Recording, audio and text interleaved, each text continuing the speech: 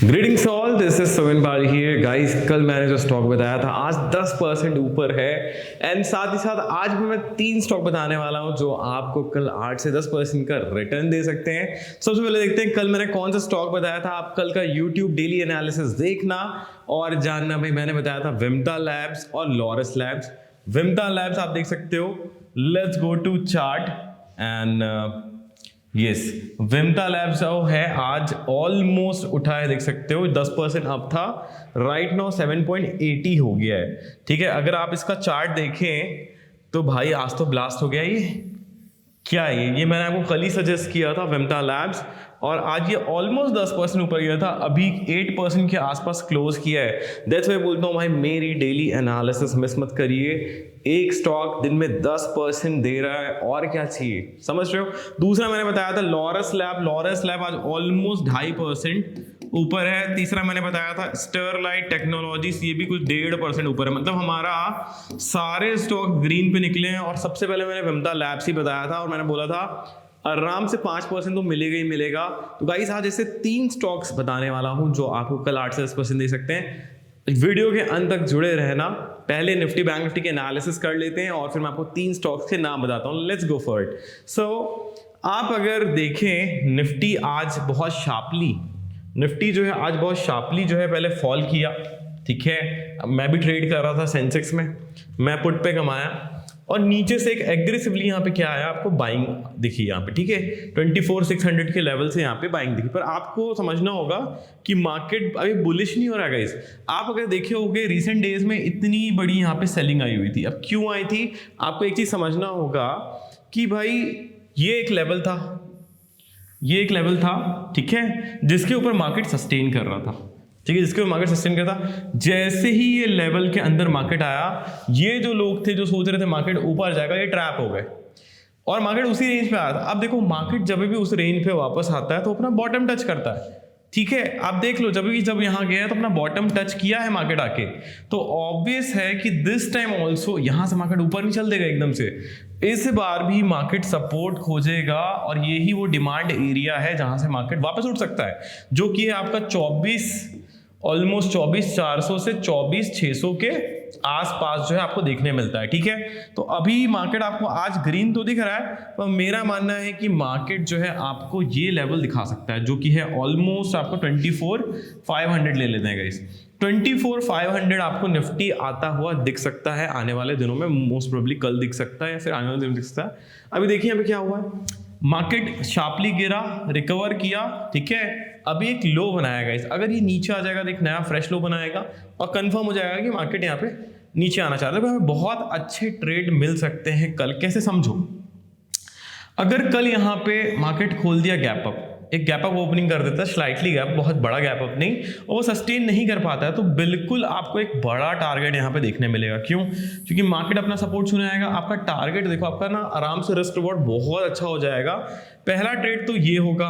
अगर gap down भी खुलता है तो बहुत बढ़िया है, चलो ऑलरेडी मार्केट नेगेटिव में खुल रहा है तो बहुत जल्दी यहाँ पे आएगा।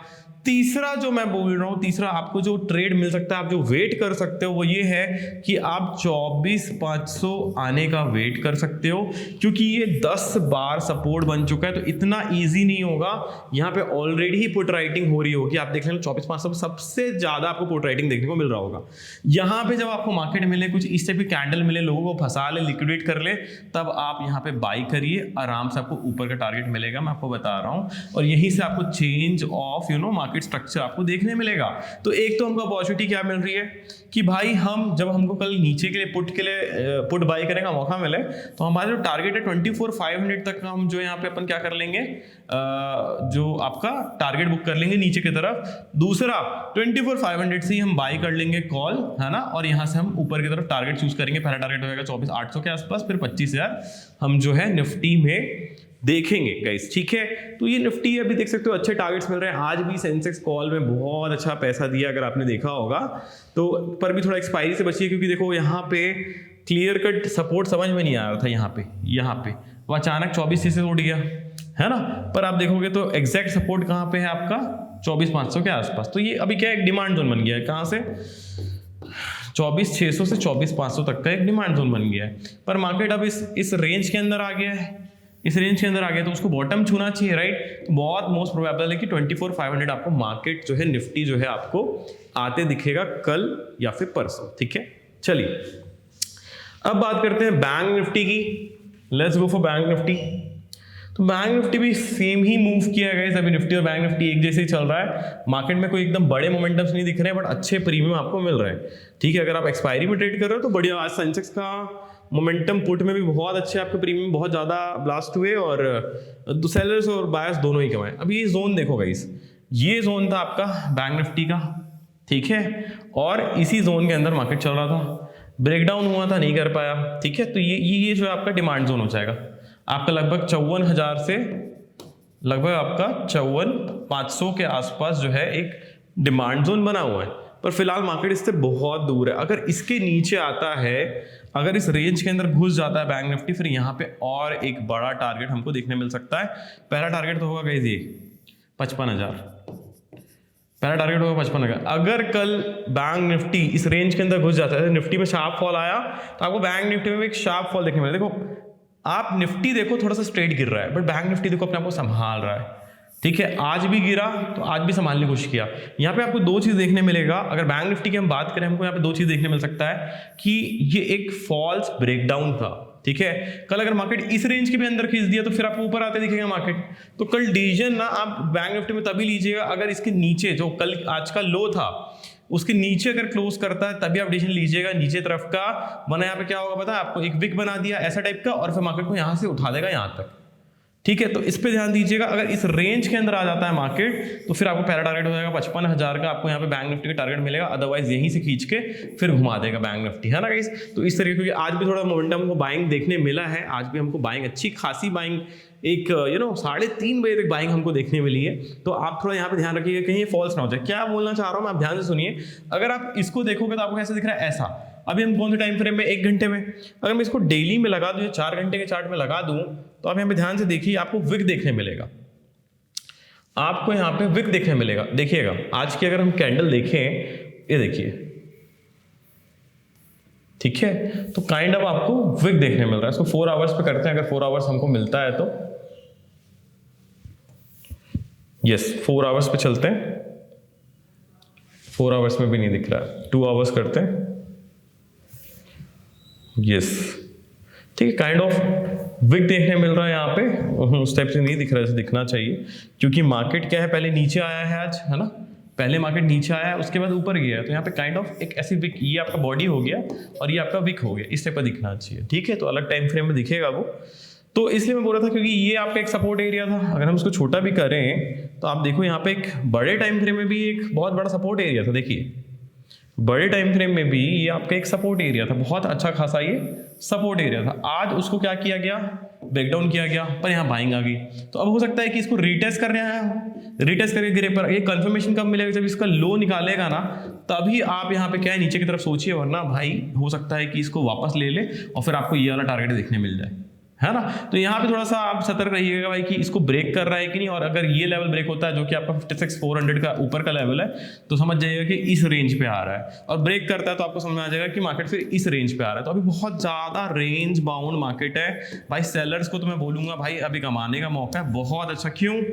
अगर मैं सेलर्स के लिए बोलूँ भाई, अगर आप सही से मार्केट को देखते हो तो आप देखो ना कितना ज़्यादा, अगर आप कॉल राइटिंग कर रहे हो, आपका पूरा बैंक निफ्टी का पूरा महीना है, अभी आप इधर शॉर्ट कर सकते हो, इधर पुट राइटिंग कर सकते हो, इधर पुट राइटिंग कर सकते हो, है ना। कॉल राइटिंग यहाँ कर लिए, थोड़ा इसके ऊपर कर लिए, तो कितना सारा अपॉर्चुनिटी यहाँ पे मेरे को दिख रहा है ना। अगर आप कोई हेज भी बना के रखते, स्ट्रैडल बना लेते, स्ट्रैंगल बना, तो भी आपको पैसा आराम से बन सकता है। क्योंकि कितने दिनों से मार्केट का कोई मोमेंटम ही नहीं है, तो अच्छा खासा प्रीमियम गल रहा है। तो आई थिंक कुछ दिनों से तो सेलर्स के ही मजे चल रहे हैं। आप देख सकते हो बहुत ही ज्यादा मार्केट कहाँ जा रहा है ना। मार्केट ये एक मोमेंटम आया था, अगेन एक साइडवेज चैनल में चले गया, ये एक मोमेंटम आया था, अगेन एक साइडवेज चैनल में चले गया, है ना।